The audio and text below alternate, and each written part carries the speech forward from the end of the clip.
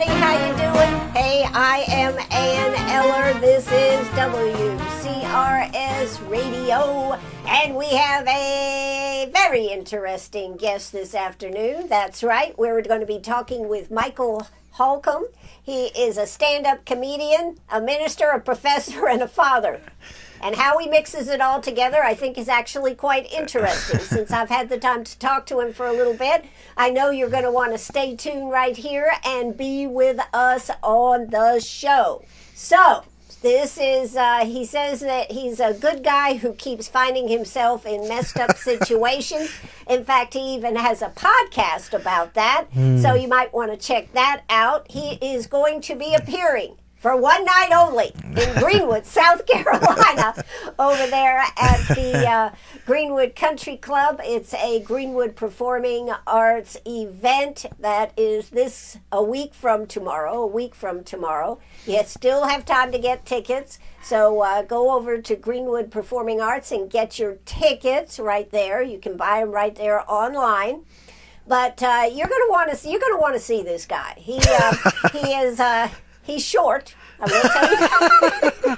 He's short, and he has very few needs, which I think is one of the reasons Lisa probably decided he was a good fit for this event at the Greenwood Country Club. He likes a microphone that works, preferably one that has not been licked by a toddler. He likes a sound system loud enough for the people in the back who pretend they didn't want to laugh anyway. Right.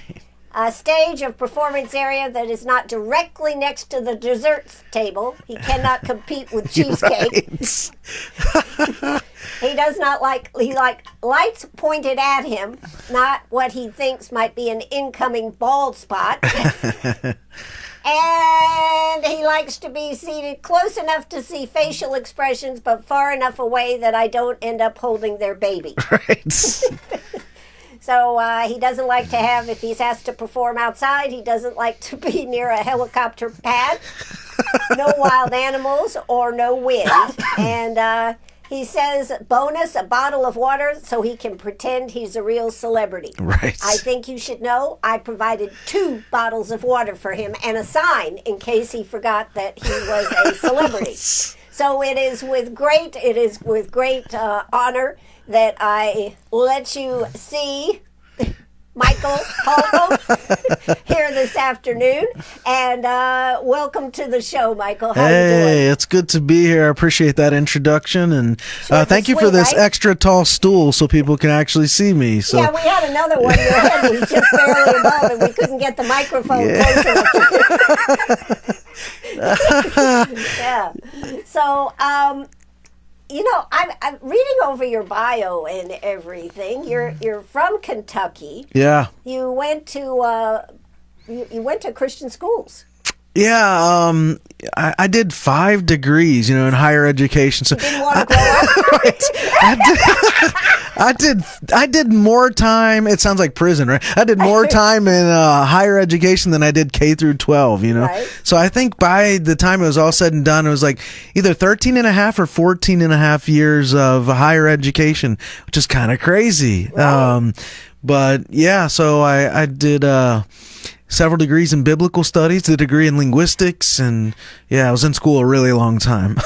Yeah, and then you ended up a PhD just so that you could tell people, stick it, I'm a PhD. Yeah, so I got the PhD, and quite a few of those degrees, I said, are in Bible, so from Christian seminaries or universities, colleges, those sorts of things. So how does comedy and Bible go together? I just need to know.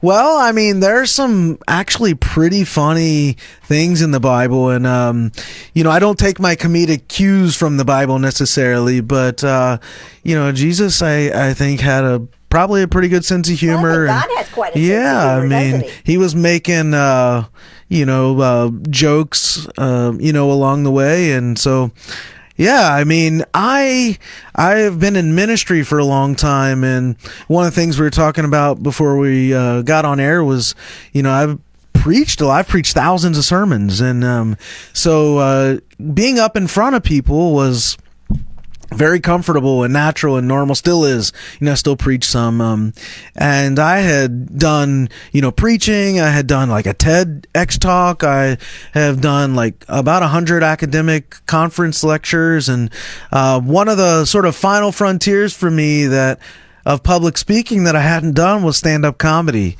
And so I was like, I'm going to try this, You mean you just tried it on a whim? Yeah.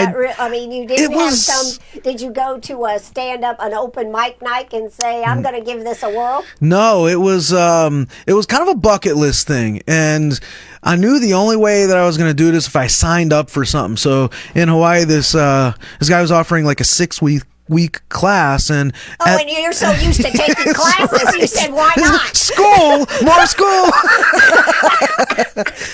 So yes, I jumped at the chance for more school and did the class, and at the end there was a showcase, right? So a live audience came, and I got up and did it, and it went well, very well. And I was like, I think, because you're a good student, right? Hey, yes.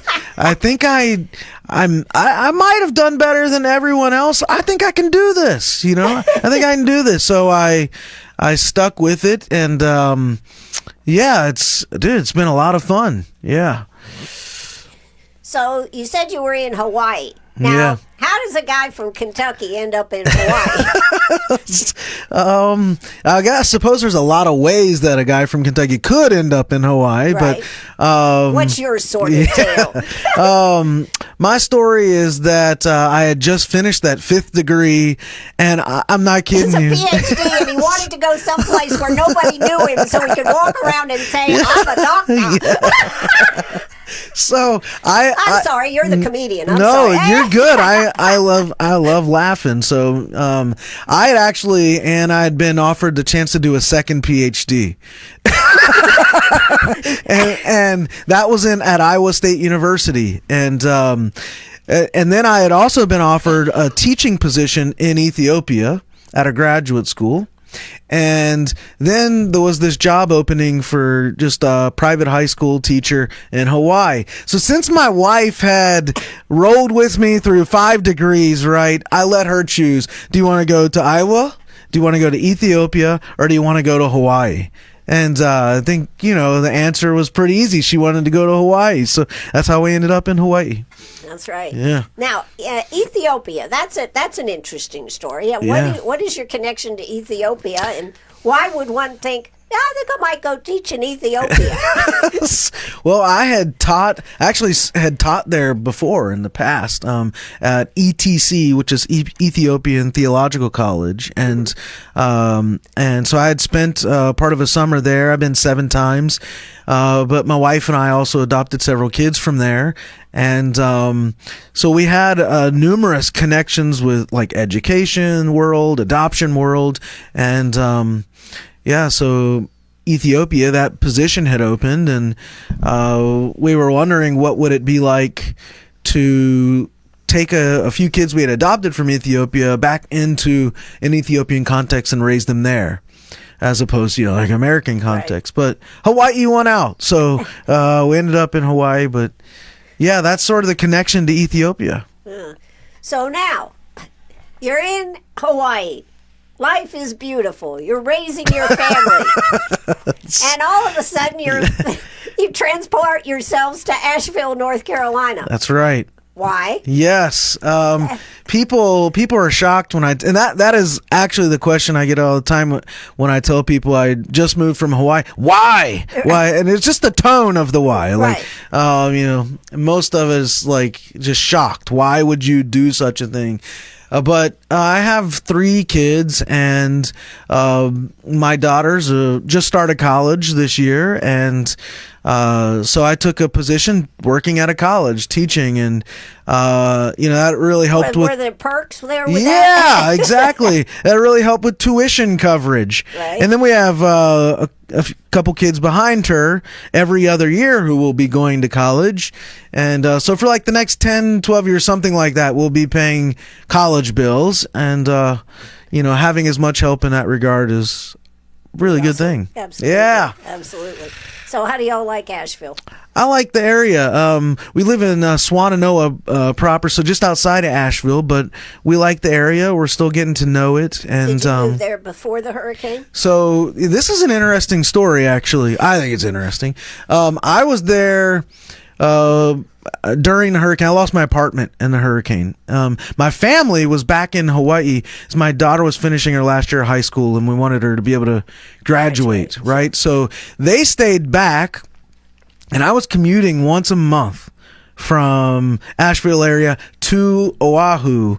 That was an back. expensive proposition, wasn't it? Yes, it was. And I had to negotiate that part of the contract up front with the academic institution, but they allowed it, and we made it work. But that was a crazy thing, living through the hurricane. I woke up in the I stepped out of bed in ankle deep water, and then I realized I got to get out of here. Oh my goodness. Yeah. So it was a little bit of a crazy experience.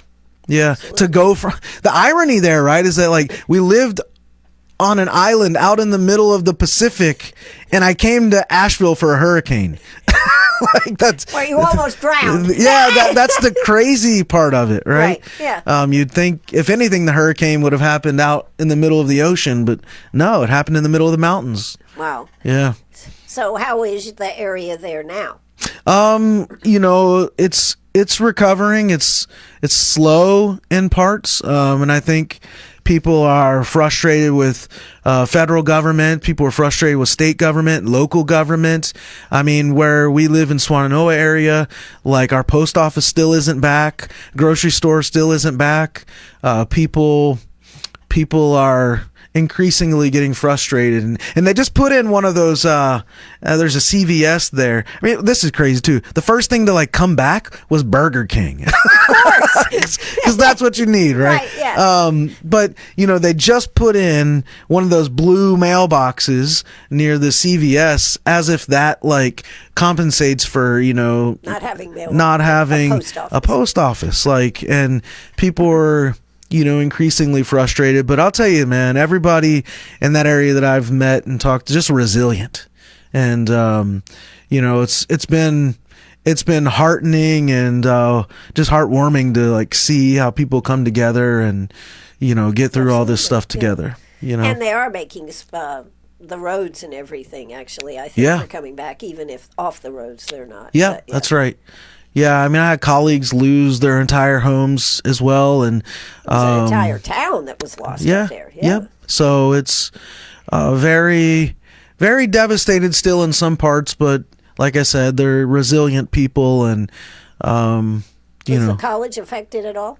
Yeah, I mean, it looked like Gaza or Beirut, like the pictures you see, like of just annihilation, destruction, right? Like, so definitely affected, and there's still recovery going on from that. Like, the college gymnasium is still undergoing repair, and only a limited number of fans are allowed into sporting events, and it was devastated in a variety of ways, but resilient. That's what we all need to do, is be resilient, right? Yeah, right.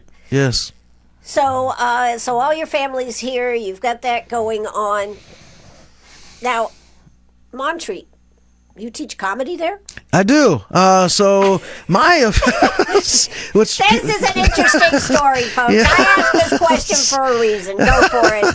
So it's interesting. I straddle two departments, and they created like this special position. My official title is Professor of Bible and Writing. So I teach like a New Testament introduction class, and then I teach like Composition 1 and Composition 2. And if you've ever been to college, you've probably had to take something like Comp 1, Comp 2, English 1, English 2. And most students don't want to be in there. Exactly. Like writing's the last thing they want to do. And so for me, I'm thinking, well, how can I make writing enjoyable? And so on Tuesdays, I have like a fun way to do like essay writing lab, and then on Thursdays I have joke writing lab, and so I teach them how. Nobody ever misses Thursday class. I looked at the course evaluations after last semester, and one of the questions like, what was your favorite thing, or what would you not change about this class? And it was joke writing, and so it was really cool to see that. And you still kept your job. Still kept my job, And I don't know, like people, I think the students overall twice, so at the middle of the semester and the end of the semester, instead of a midterm and a final exam, they have to get up and do original stand-up comedy from the jokes that they wrote across the semester. So, wow. Yeah, it's really cool to see students get up and do that all original material. Well, I would think that you are actually doing some good things for the students, from the standpoint of eye contact, looking at each other, because we have such a problem with young people as far as looking at people, right? Yeah. They're down in the phone, right? Exactly. Yeah. Yes. So I think all those skills, and just the courage it takes to get up and tell jokes. Right. And college students aren't the most generous laughers, right? They're very critical. They're very critical. And so that wasn't too funny. So to get up and do that in front of your classmates, it takes some courage. And I think once you've done it, twice you've done it, like, yeah, you almost feel like you could get up and, talk in front of anybody probably, but some of them end up really liking it, and that's always fulfilling to see students who come out of a class learning and enjoying it. So now you do something else with your students. I mean, I didn't mean to talk about that. No. That's terrible. You do something Friday afternoons, you were telling me. Yes. So I started, colleges have clubs like, art club or drama club. So I started a comedy club. We call it Comedy Crew.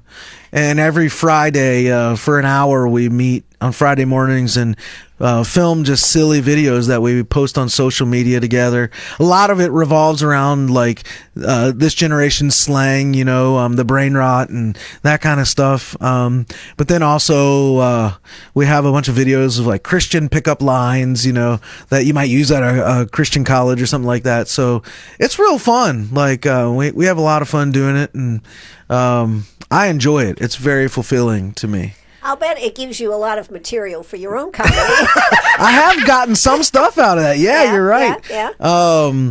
Yeah. So I've had students. One of the things I like doing at the start of the semester is like having students roast me, which is really fun. And sometimes I'll get a little bit of material out of that. Yeah, right. Yeah. But yeah, you had a good roast there in the opening line. He's short. So but I enjoy that. I also have been working with Asheville Community Theater and teaching comedy there as well. So last semester I taught middle schoolers and high schoolers how to write jokes and do stand up, and then at the end of that we had a showcase. So that was cool to up as well. Yeah. So when you're teaching somebody to tell a joke or to write jokes or something, what is the necessary component? Yeah, that's a great question.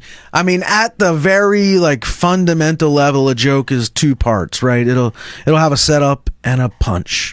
And you really got to have those two things for a joke to work.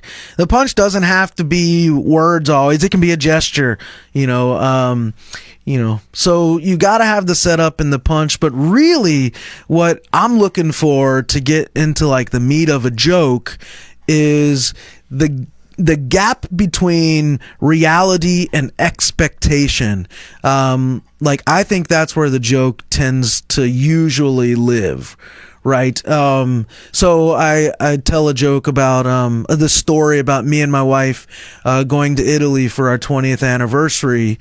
And the expectation is this is going to be an amazing trip. we've waited 20 years for this. The reality is it fell apart. Right? And the comedy, the humor lives in that gap between the reality and the expectation. I thought you were going to tell me you went to Las Vegas and stayed at the Bellagio. So we got in this big argument, and of all places on planet Earth, Right. that this argument, this fight started was in the Roman Colosseum, right? Well, there must have been some ghost or something back there, some spirits yes. egging you on. Yes. So that's a good story. And then as we go into the Vatican, the fight continues, and yeah, so it's Did the Pope come out and say you two shape up?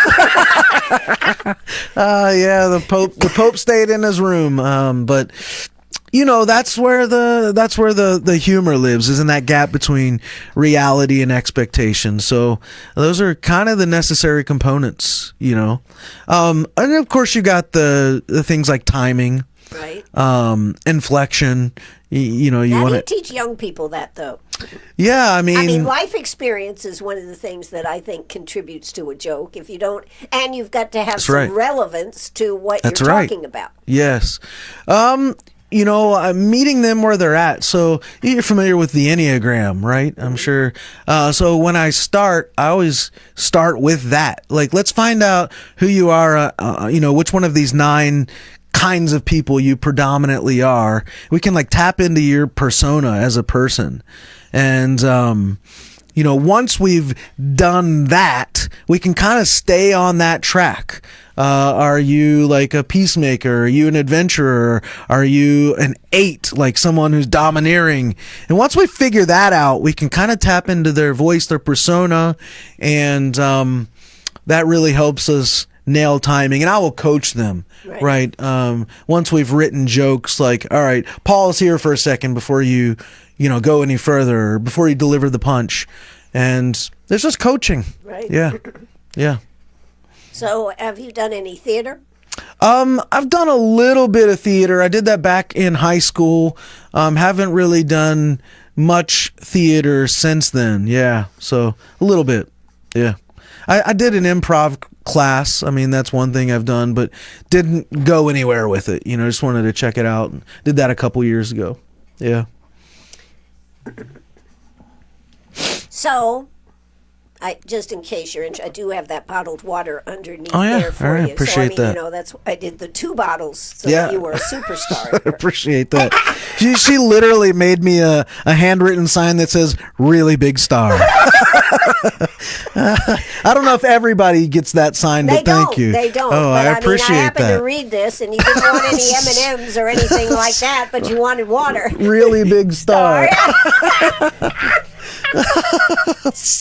Yeah. Yeah, that's great. I love it. Yeah. So now, what type of humor? I mean, if you were going to describe your humor for people that are coming to this event, now we're talking with Michael Halcomb here. He is going to be appearing for one night only at the Greenwood Country Club. Doors open at 6. Show is at 7 to 9, and Michael is the headliner on this. So. How do you, I wanted to make sure everybody knew that, because you're listening to this and you're probably going, is this guy really funny? I mean, right. We're just talking. Right. How do you see that? Yeah, so I'm a clean comedian. So I don't work. You do look like you took a shower. Yay, thank you. I appreciate that. So I don't work blue. I don't work dirty. Just clean comedy. So largely family friendly.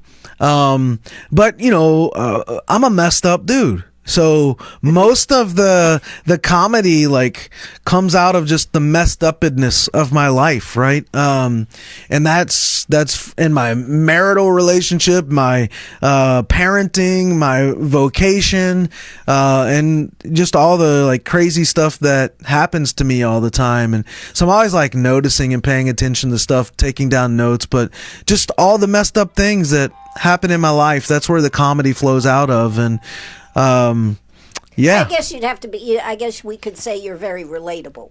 Yeah, I think so. I mean, most people are part of a family, Right. you know, most people work, you know, a lot of people have kids, and I think they can relate to all these things. So it's very relatable, down to earth. You know, I'm not trying to make super clever jokes that are over everybody's head, but yeah. Is there audience participation? Yeah, certainly. And I'm going to try to roll out some new things at this, there we go, at the event here in Greenwood next week. So yeah, play a couple games, and things like that. Excuse me, yeah. sir. Yeah. Can I help you? I think I'm in the wrong place. I think you are. This is a radio station. Sorry, y'all. That's okay. That's all right. Yep, see, we have a little comedy you go. all the time. You just never know where it's coming from. Yeah, check us out on air. WCRS radio right here in Greenwood. Yeah. And so he just came out of nowhere. Yeah, I guess we didn't lock the door. Oh, Yeah, there you go. All right. Anyways, that's what life is all about on this radio station. You never know what's going to happen. So, I guess that what we ought to do, we ought to take a quick break. When we come back, I think I'm going to convince him to give us a little stick, because a little bit of comedy routine here that maybe he'll have a few jokes he can kind of preview here on the radio. You can see what you think, but you don't want to miss the show. It is a week from tomorrow, or the next Friday, the 23rd, at the Greenwood Country Club. There'll be cocktails, mocktails, a short menu of food and appetizers, and of course comedians, and we all need a laugh right now. So I hope you will go right there to Greenwood Performing Arts .com to check out their website and get your tickets right now, so you'll be sure to have them. You can do a whole table, you can do a ticket, but it's going to be a big time fun, and Michael's going to be there, I'm going to be there, Lisa's going to be there. Do we need anybody else, or is that a party? Yeah, I mean, we got another comedian coming. His name's Phil Ketron. He goes by Grampy. Funny dude. He's going to be there as well. Oh, yeah. So we got a full night there. You're going to want to come out and just bring someone with you to have a lot of fun with. You are listening to WCRS. You're also watching it right here. We are going to take a quick break, and we'll take a commercial break. If you are on Facebook Live, you are going to hear some music. If you are on the radio, you will hear some commercials that pay for all this. Hey, stay tuned. I'm Ann Eller. Be right back. All right, take it away. Take it away.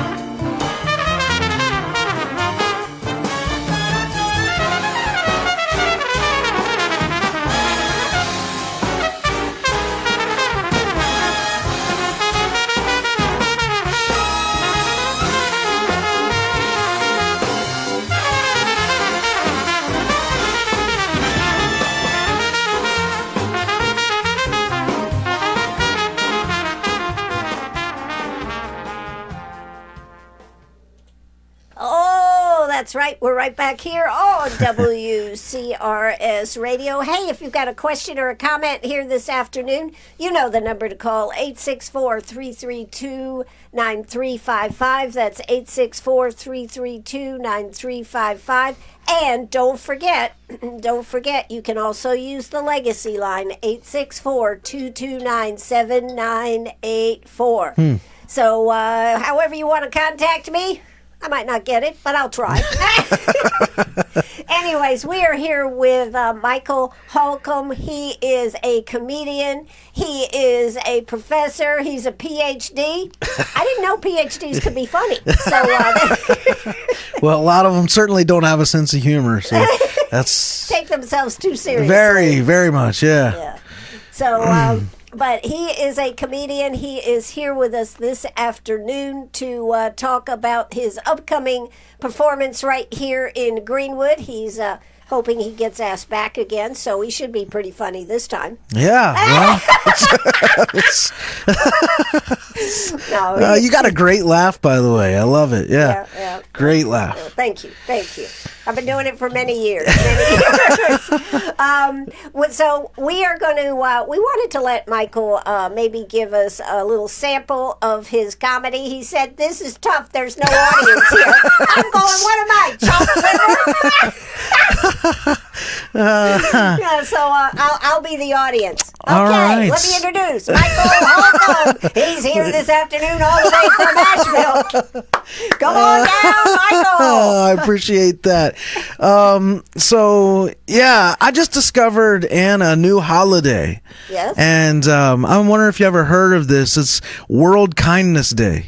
You ever heard of that? Yeah. You have? Yes. World Kindness Day. I've just learned about it, right? Yes, and right.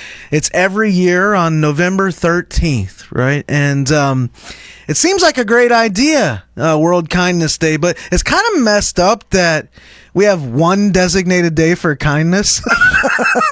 Right? Just one. That's more than some days get. Some right. feelings get. Like one, like that's where we're at as a species. We have to designate one day to be kind to each other. One day a year to be kind. The other 364 days, fair game, right? Well, that's kind of where we are as a society, aren't we? That's what it seems like, yeah. So it's like November 13th, right? Be kind, and November 14th, back to normal. So, yeah, I don't know. I was talking before we went on break about, my wife and I, we've been married for a while, and for our 20th anniversary, my wife and I planned this big, elaborate trip to couples therapy, and and then, are you still married? Yeah, we are. Later that year, we went to Italy, where we proceeded to get in the biggest fight of our entire marriage, and of all places on planet Earth, it started in the Roman Colosseum.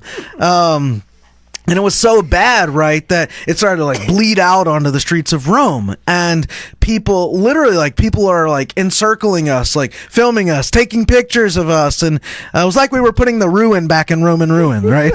Yeah, there you go. And so there we are arguing on the side of the street in Rome. And my wife starts crying. And I'm like, crap. She's going to win this one, right? And, I go over to her and I'm like, babe, what's got you so upset? Your haircut? And that didn't go well. That was a joke that didn't go yes, well. that didn't go well. And, I'm like, babe, look, we spent all this time planning this trip. Like we spent all this money to get here. Let's just enjoy our time here separately. And and that didn't go well either, right? But she had planned this day trip to the Sistine Chapel. You ever been to the Sistine Chapel? Yeah. For those of you that don't know, the Sistine Chapel is at the very end of the Vatican Museum. And the Vatican Museum, that's more than 9 miles long. 9+ miles. Definitely get your steps in. That's right, right. So 9 miles long, right? So more than enough space for those priests to hide all their secrets, right? It's a joke. Come on, laugh. Anyway, there we are, making our way through the museum, and we're fighting over the stupidest stuff, her choices, and her choices. Her yeah, choices. Okay, yeah, you tried to sneak that one in. Yes, and okay. At one point, right, I hopped over one of those velvet rope barriers, you know, and I'm like, babe, let's go. And she's not budging. You know, I'm like, come on, babe, let's go. She's a real rule follower, and, you know, I'm like, come on, babe, if there's one place where it's okay to break the rules, it's the Vatican, right? Come on, all my Catholics out there, hope you're laughing. So this Vatican guard sees us, and he runs over, and he's like, sir, is this your wife? And I'm like, why, you interested? And and that didn't go well either, right?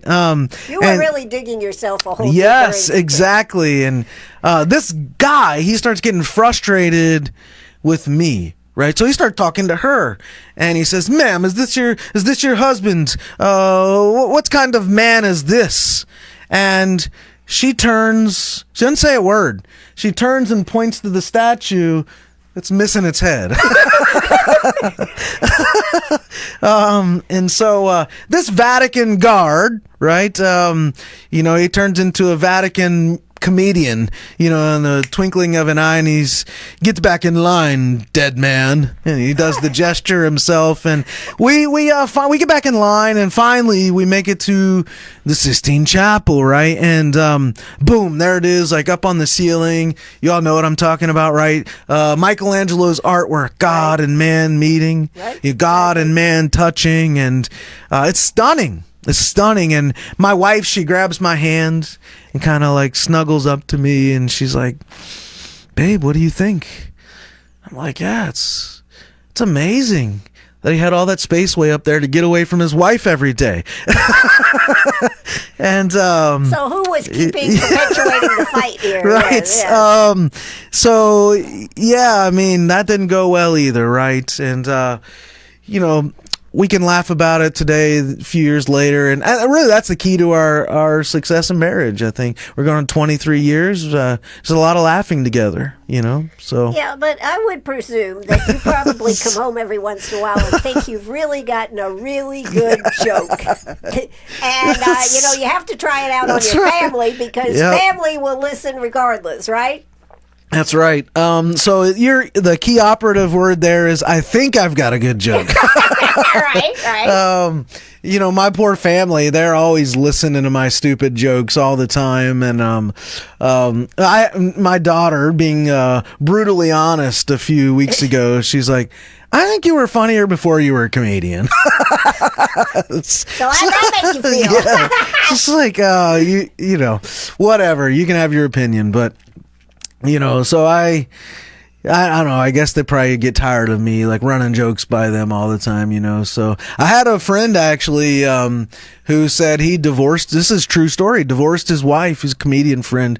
He divorced his wife because every time he'd ask her, you know, pitch a joke to her, she wouldn't laugh, or she'd say it's stupid or not funny, and he got so tired of it he divorced her over that. She was probably standing there going, I'll get him. I won't give him the satisfaction of saying that's funny, and then she'd turn around back to him and go, yeah. So, yeah, my poor family, I'm trying content on them all the time, you know.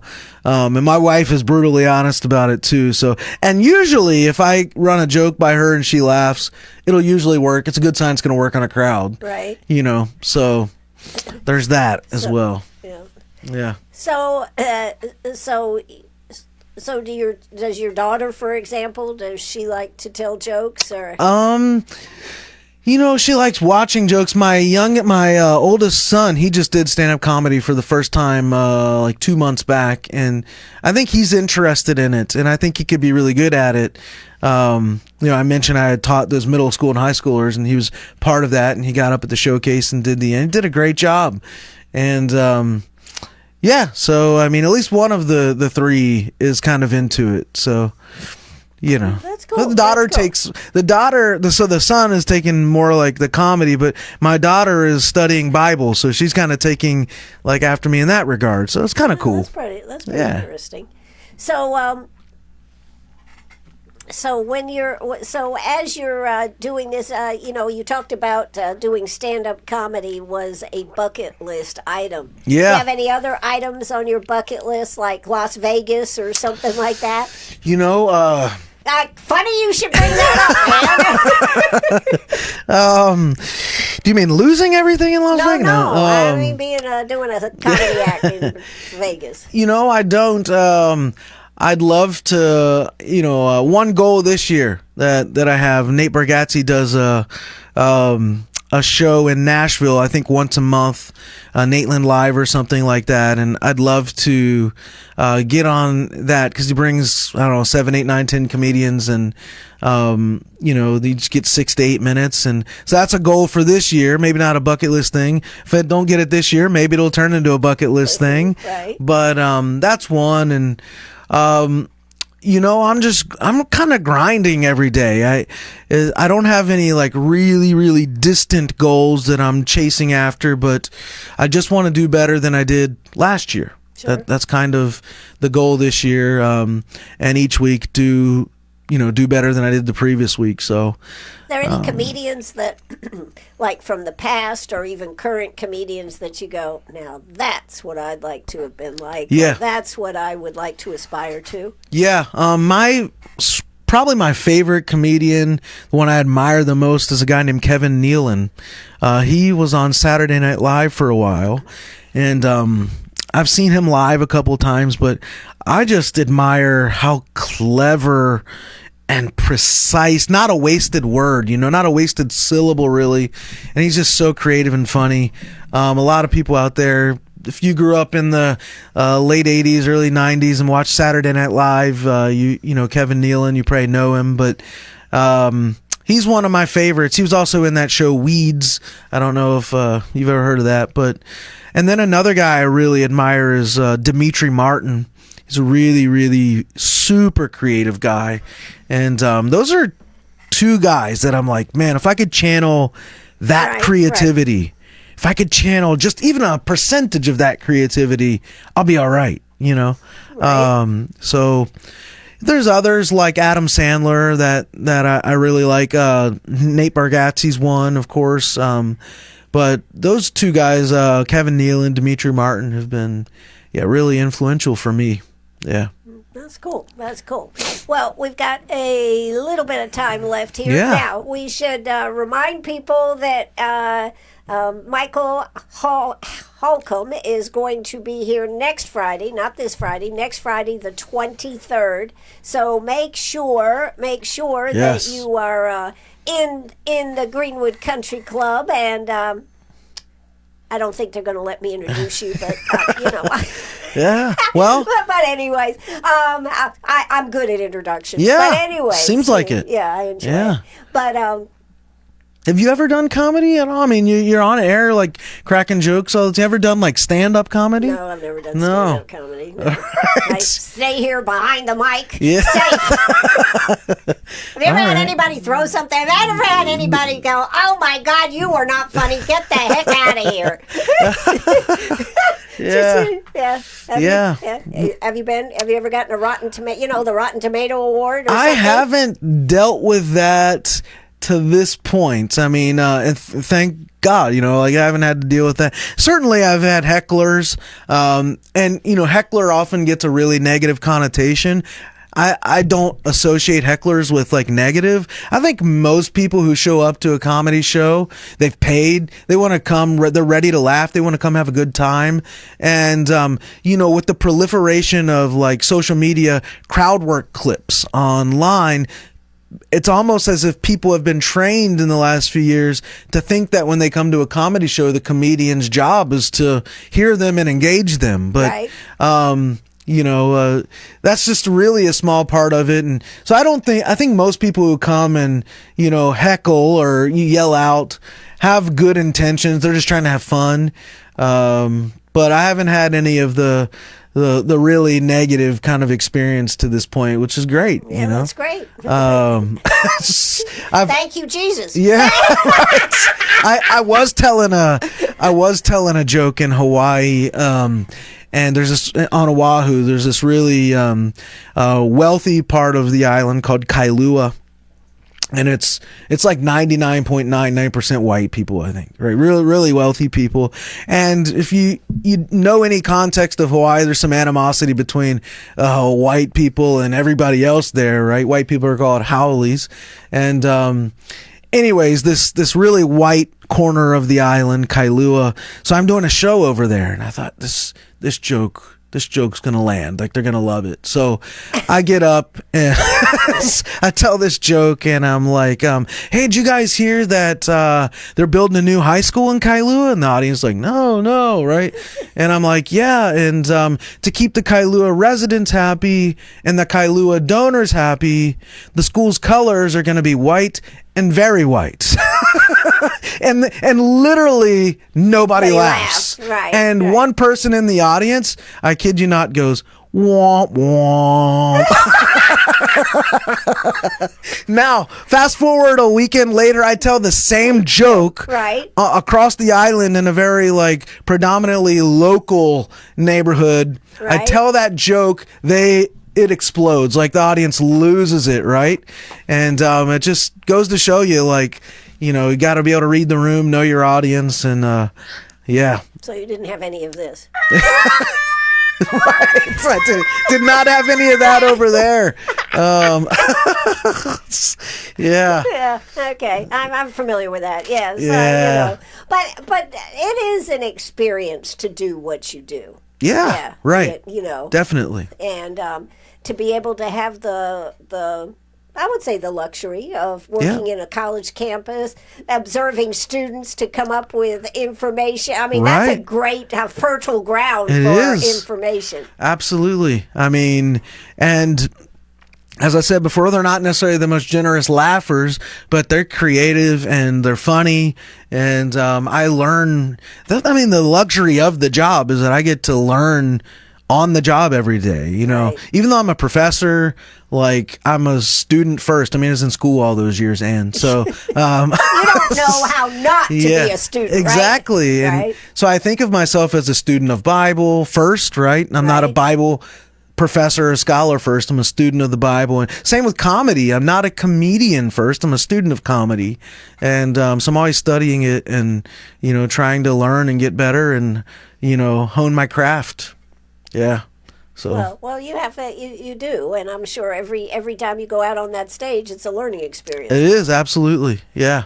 So tell us, with the little bit of time that we have left, the people are going to be coming next Friday to see you at the Greenwood Country Club. Yeah. Go to greenwoodperformingarts.org and get your tickets. If you have questions, of course, you can call about that. It's going to be a great night.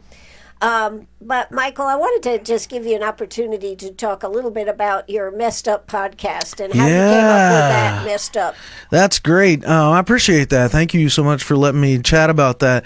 My comedy, you asked earlier, what's my kind of comedy, right? But my comedy stems from me just being a messed up dude and having lots of messed up experiences, and that's where. Are you proud of these experiences?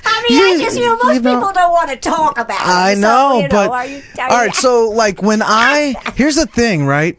When people walk around with baggage, in things they don't want anybody to know, and it kind of rules over them. Right. But when I can laugh in the face of it, it no longer has control of me. I have control over it. So Right. I become bulletproof in a sense. And, that's how I think about these messed up experiences. So are you like a Ninja Turtle? Yeah. What is it? Michelangelo. But yeah, so that's where the idea for the podcast came from. I mentioned earlier, the humor lives between the expectation and reality, of something messed up. So the messed up to Setups podcast is what it's called. And you start with what's that messed up thing, and then you go from there and get a setup, and then of course from there get a punchline. And what I do on there, sometimes I'll teach joke writing. I'll do like live joke writing sessions. I'll bring like an idea and then just on camera go from like seed of an idea to a full-fledged joke, right? And work out the process in front of people. Most of the episodes I have other comedians come on and we'll record. You take the pressure off yourself. Yeah. Well, the second episode, it still has some pressure. So I usually record with them once, but we split it into two halves. First half is just their comedy journey and any tips they can give us or, whatever. The second part is really interesting because I have every comedian bring a premise or a joke and we workshop it live. So we pull back the curtains and let everybody see and hear like what comedians do, like with the stuff of jokes, right? And then after we work on that person's joke, I've created these random prompt generators. And so I'll just click a button and it will shoot out a prompt. And on the spot, we have to make up jokes like on camera, just off of this random prompt. We don't know what it's going to be. And we just keep doing that time after time after time. And it's really fun. And you get to see like take off on old games, game shows type thing.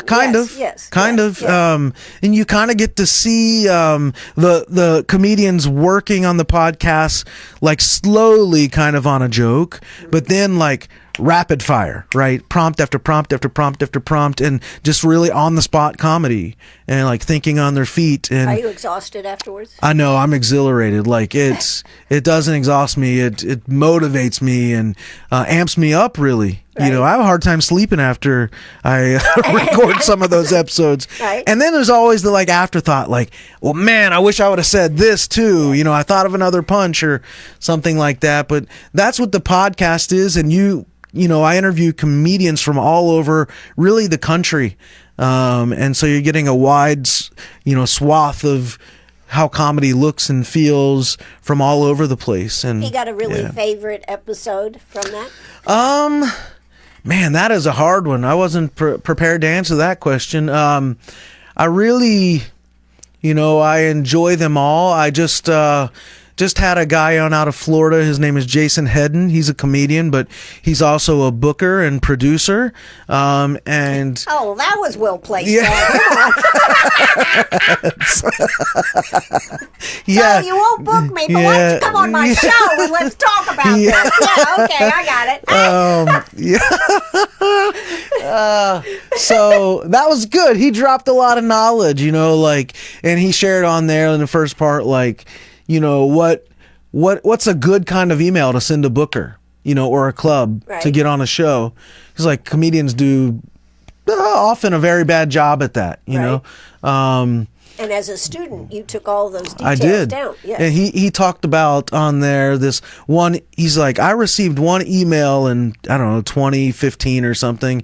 He's like, that's been the standout email ever since I've been doing comedy. He's like, that's the one I've patterned my own emails off of when I'm, sending stuff out. And so I emailed him after the show and was like, hey, could you send me that email?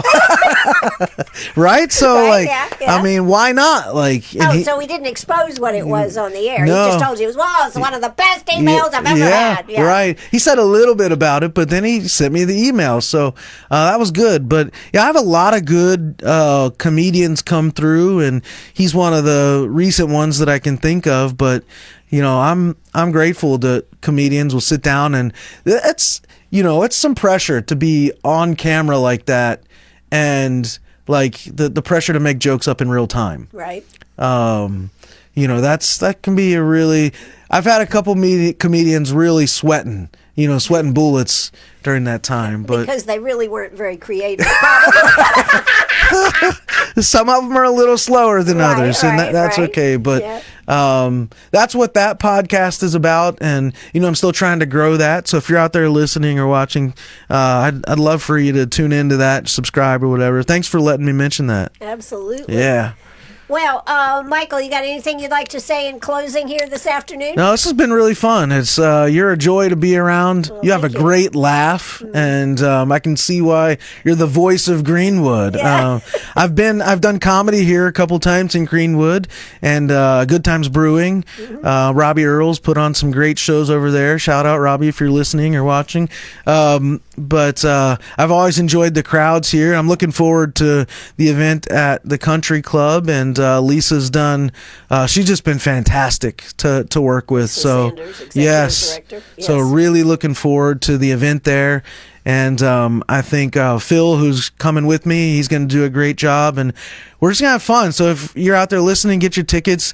Come ready to laugh. Be a generous laugher. And yeah. You've had a bad day, leave it at the door. Yeah. That's right. Right. There you go. There you go. It is going to be a fun night, and we had a comedy last year in January, very well attended. I think after Christmas and everything, everybody needs some laughter. Yes. Yeah, absolutely. This can be long days and long weeks, and so I agree with you on that. Short days and long nights. Yeah, there you go. That's better said. Yeah, there you go. Yep. Well, anyways, I really appreciate you driving all the way down from Asheville to come do the show. This has been a blast. Yeah, I've enjoyed it. Thank you so much. It's been fun. Absolutely. Well, you've been listening, of course, right here on WCRS. Michael Halcomb will be our very special guest at Greenwood Performing Arts, along with Grampy. But anyway, we'll see what that's all about. Anyways, we're going to have a good time next Friday. Hope to see you there. I'll be there. A lot of people are going to be there just having a good time. Come have a cocktail or a mocktail or a glass of wine, whatever you prefer. Come prepared to laugh and shake it off and shake it off. There you go. For the weekend, right? There you go. Thank you so much, Michael. You're welcome. Thank you. All right. I'm Ann Eller. That's going to do it for us. We're going to put the curtain down. I'll be back in the morning, tomorrow morning with the show, so make sure you tune in. We'll be talking about all things Greenwood and beyond, so make sure you tune in. Bye-bye, everybody. All right, let's do the music in.